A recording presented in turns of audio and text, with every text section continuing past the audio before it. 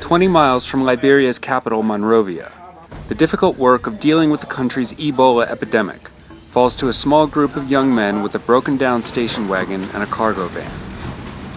They are the burial team.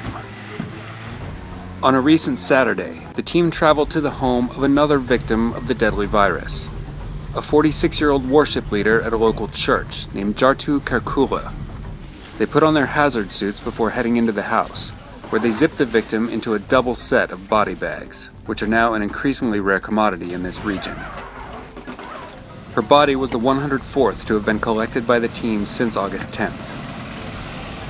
The body and the grave, in a restricted Ebola section of the cemetery, were sprayed with bleach. Even the protective suits were buried. Ebola is ravaging Liberia. No one knows for sure how many people the disease has killed.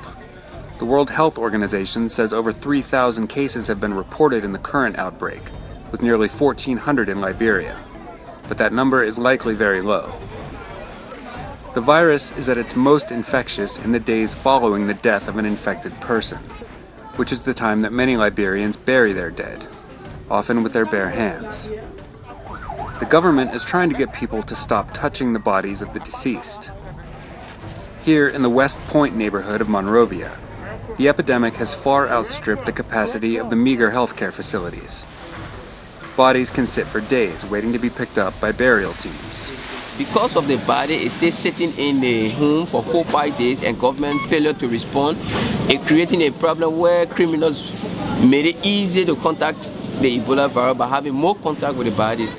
Monrovia's Ebola hotline is staffed by 90 operators, who receive some 3,000 calls per day, supervisors say. The city of 1 million has only 6 ambulances and 6 coroner's trucks. 8 months after the current Ebola epidemic began in a forested corner of neighboring Guinea, there still aren't enough doctors, nurses, or beds to keep it from growing.